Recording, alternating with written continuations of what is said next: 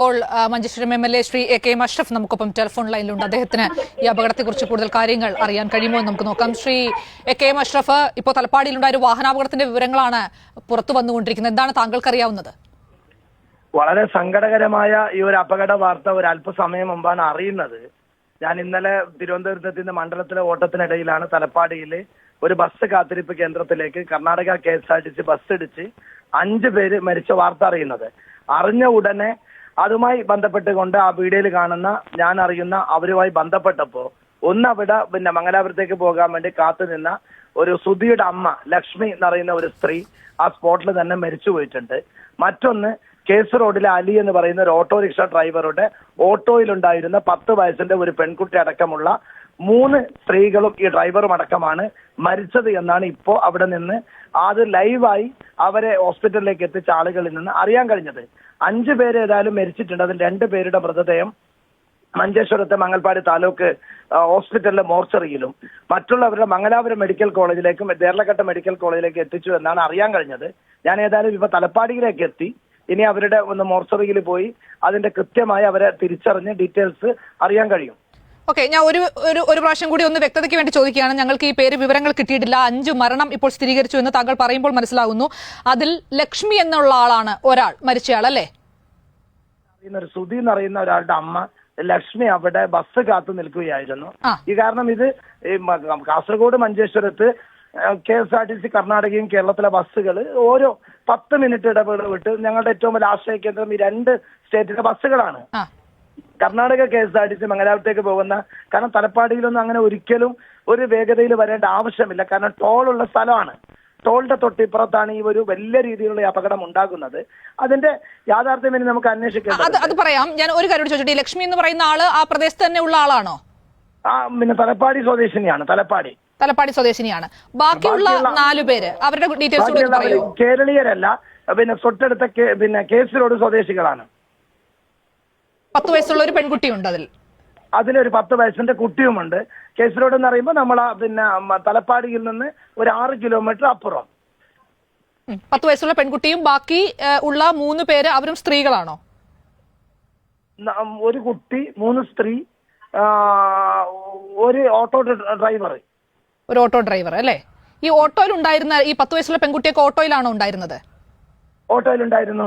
Auto നിർത്തിയിട്ട് ഓട്ടോയിലേക്കാണ് ഇടിക്കുന്നത്. Bus കാത്തിരിപ്പ് കേന്ദ്രത്തിലേക്കും ഇടിച്ചു. ഓക്കെ, ലക്ഷ്മി പുറത്താണ് നിന്നിരുന്നത് അല്ലെ? ഈ ഓട്ടോയ്ക്ക് പുറത്ത് ബസ് കാത്തു നിൽക്കുകയായിരുന്നു. അതെ. അപ്പൊ ബസ് കാത്തു നിൽക്കുകയായിരുന്ന ലക്ഷ്മി എന്നുള്ള തലപ്പാടി സ്വദേശി ബസ് ഈ ഓട്ടോയിലേക്ക് ഇടിച്ച ആ ഓട്ടോയിൽ ഉണ്ടായിരുന്ന ഓട്ടോ ഡ്രൈവർ, അതിലുണ്ടായിരുന്ന ഒരു 10 വയസ്സുള്ള കുട്ടി, മറ്റ് 2 സ്ത്രീകൾ, അങ്ങനെയാണോ? ഓട്ടോ ഡ്രൈവറുടെ പേര് അലി എന്നാണ്. അദ്ദേഹം കർണാടക സ്വദേശിയാണ്. അലിയുടെ ഓട്ടോയിലുണ്ടായിരുന്ന 2 സ്ത്രീകളും ആ കുട്ടിയടക്കവും മരിച്ചു. അപ്പൊ 4 + 1 5 പേര്. 2 പേരുടെ നില ഗുരുതരമെന്നും പറയുന്നുണ്ട്. അവരെവിടെ ഉണ്ടായിരുന്നവരാണ് ഈ മറ്റ് 2 പേര് ഗുരുതരാവസ്ഥയിലുള്ളവർ? ഈ പരിസരത്ത് തന്നെ, ഈ ബസ് സ്റ്റാൻഡിന്റെ തൊട്ടടുത്ത് കാത്തു നിൽക്കുന്ന ആളുകൾ. ഈ ബസ്സിൽ ഒരുപാട് ആളുകൾ ഉണ്ടായിരുന്നോ? ബസ്സിലെ ആളുകൾ ഉണ്ടായിരുന്നു. ബസ്സിലെ ആളുകൾക്കൊന്നും പരിക്കേറ്റതായി ഇതുവരെ റിപ്പോർട്ട് ചെയ്തിട്ടില്ല. ഓക്കെ, ഇത് നിയന്ത്രണം വിട്ട് അങ്ങനെ ബ്രേക്ക് നഷ്ടമായതാണ്. എന്താണ് ഇത് സംഭവിച്ചതെന്നാണ് താങ്കൾക്ക് അവിടെ നിന്ന് മനസ്സിലാക്കാൻ കഴിഞ്ഞത്? അതിന്റെ കൃത്യത ഒന്നും അറിയുന്നില്ല. പക്ഷെ എന്നാലും ഒരു കാര്യം, ഇപ്പൊ ഞാനൊക്കെ ഈ മണ്ഡലത്തിൽ യാത്ര ചെയ്യുമ്പോൾ പലപ്പോഴും ഈ വേഗതയെ കുറിച്ച് പരാതി പറഞ്ഞ ഒരാളാണ്. ഇപ്പൊ ഹൈവേ ഒക്കെ വന്നതിന് ശേഷം ആർക്കും സുഖമായി ഒന്ന് വേഗതയിൽ പോകാൻ പറ്റുന്നല്ലോ. ഇതൊരു കാരണമൊക്കെ പിന്നീടാണ് നമ്മൾ അന്വേഷിക്കുന്നത്.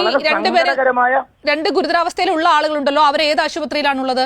മംഗലാപുരം ദേർലഘട്ട മെഡിക്കൽ കോളേജിലേക്ക് എത്തിച്ചു എന്നാണ് അറിയാൻ കഴിഞ്ഞത്. ഓക്കെ, ഇപ്പോ 5 മരണം എന്നുള്ളതാണ് താങ്കൾക്ക് കിട്ടുന്നത്. 2 പേർ ഗുരുതരാവസ്ഥയിലും അല്ലേ?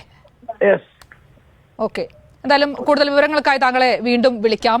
എന്തായാലും 5 മരണം എന്നുള്ളതാണ് ഇപ്പോൾ ശ്രീ AK അഷ്റഫ് മഞ്ചേശ്വരം MLA പറയുന്നത്. മംഗലാപുരത്ത് നിന്ന് കാസർഗോഡേക്ക് പോവുകയായിരുന്ന കർണാടക RTCയുടെ ബസ്സാണ് അപകടത്തിൽപ്പെട്ടത്. നിയന്ത്രണം വിട്ട ബസ് ഒരു ബസ് കാത്തിരിപ്പ് കേന്ദ്രത്തിലേക്ക് ഇടിച്ചു കയറുകയായിരുന്നു. ആ ഇടിച്ചു കയറുന്നത് ഒരു ഓട്ടോയിൽ ഇടിച്ച ശേഷമാണ് അങ്ങോട്ടേക്ക് ഈ ബസ് കാത്തിരിപ്പ് കേന്ദ്രത്തിലേക്ക് ഇടിച്ചു കയറുന്നത്. ഓട്ടോയിലുണ്ടായിരുന്ന ഓട്ടോ ഡ്രൈവർ അലി, അദ്ദേഹം കർണാടക സ്വദേശിയാണ്. ഒരു 10 വയസ്സുള്ള പെൺകുട്ടി, ഒപ്പം മറ്റ് 2 സ്ത്രീകൾ, അവരുടെ പേര് വിവരങ്ങളൊന്നും അറിവായിട്ടില്ല. അങ്ങനെ 3 പേർ, യാത്രക്കാരായ 3 പേരും ഓട്ടോ ഡ്രൈവറും അടക്കം 4 പേർ മരിച്ചു. ഒപ്പം പുറത്തു നിന്ന ഒരു സുധി എന്ന ഒരാളുടെ അമ്മ എന്ന എന്നാണ് ഇപ്പോൾ AK അഷ്റഫ് പറഞ്ഞത്. തലപ്പാടി സ്വദേശിനിയാണ് ലക്ഷ്മി. അങ്ങനെ മൊത്തം 5 പേരാണ് ഈ അപകടത്തിൽ മരിച്ചിരിക്കുന്നത്. ഒപ്പം 2 പേർ ഗുരുതരാവസ്ഥയിലുമാണ്. ബസ്സിൽ ആളുകൾ ഉണ്ടായിരുന്നു, പക്ഷേ ബസ്സിലുള്ള ആളുകൾക്ക് കാര്യമായ പരിക്കുകളൊന്നും ഇല്ല.